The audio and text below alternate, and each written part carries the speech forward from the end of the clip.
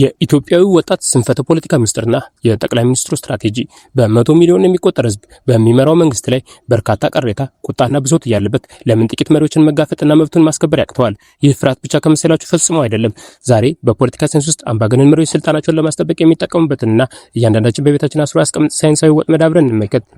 ይህን ፈረስ ተመልከቱት። ልጅቱ ምንም ገመድ አልተጠቀመችም። ነገር ግን ፈረሱ ከልጅነቱ ጀምሮ እስካሁን እሷ በገመድ ተጠቅማ በዚህ መንገድ ነበር አስራ የምትወስደው።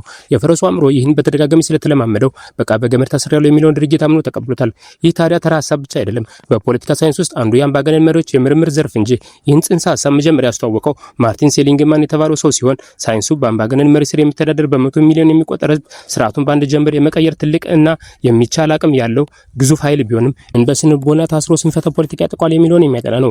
ታዲያ በጥናቱ ግኝት መሰረት አምባገነን መሪዎች ህዝቡ በውስጡ እያጉረመረመ በዝምታ እንዲገዛ ለማድረግ የሚጠቀምባቸውን ስልቶችና የአንድን ህዝብ የፖለቲካ ዝምታን ምክንያት እንመልከት። አምባገነን መሪዎች አስፈሪ ሰራዊት ወይንም የጦር መሳሪያ ስላላቸው ብቻ አይደለም ስልጣን ላይ የሚቆዩትና ህዝብን ዝም የሚያስብሉት። ትልቁ መሳሪያቸው የእያንዳንዱ ዜጋ አእምሮ ነው። ሳይንሱ አእምሯቸውን የሚጠቀሙት በሁለት ስልት ነው ይለናል። የተማረው ዜጋ አቅም አልባነትና የጋራ እርምጃ ቆስ ወይንም ለርንድ ሄልፕለስነስ ኤንድ ኮሌክቲቭ አክሽን ፕሮብሌምስ በሚባሉ ጽንሰ ሀሳቦች የመጀመሪያውን ሀሳብ ሁለት ዘዴዎች ይጠቀማል። አንደኛው ዘዴ ለተፈጠረው የፖለቲካ ችግር ምን ያህል ጊዜ ይቆያል የሚለው ጥያቄ አእምሯችን የሚሰጠው ምላሽ ሲሆን፣ ለምሳሌ የዚህች ሀገር ችግር መቼም ቢሆን አይስተካከልም ወይንም ይሄ መንግስትማ በቃ መቼም አይወድቅም ብሎ በማሰብ ሁኔታውን ለመቀየር መሞከር በሙሉ መተውን ይመርጣል።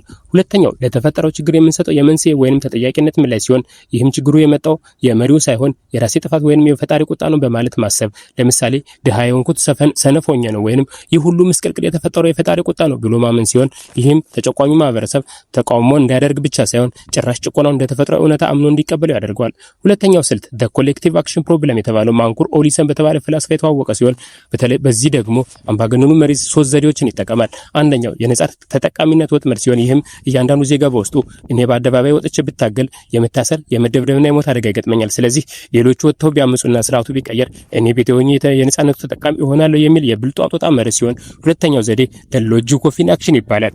ይህንም በምሳሌ ስናየው አቶ ሀ የተባለው ዜጋ መጀመሪያ ሌላው ህዝብ ይውጣና እንከተላለሁ ይላል።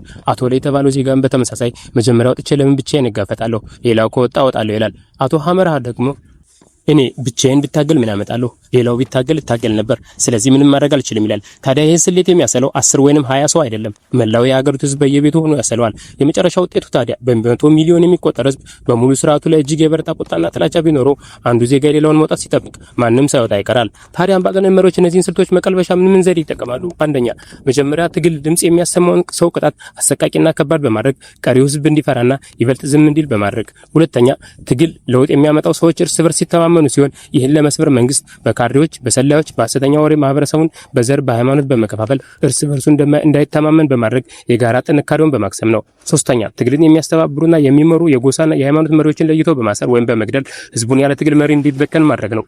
በመሆኑም ለነዚህ ስልቶች መፍትሄው ሁሉም ሰው በአንድነት ወጥቶ በጋራ ድምጹን ቢያሰማ የትኛውም መንግስት በሚሊዮኖች ማዕበል ፊት መቆም ስለማይችል ሁሉም ሰው ያሸንፋል፣ የተመኘውን ፍትህና ነጻነት ያገኛል። ይህን ፔጅ ፎሎ በማድረግ የሀገራችን ወቅታዊ ሁኔታ በንቃት እንከታተል።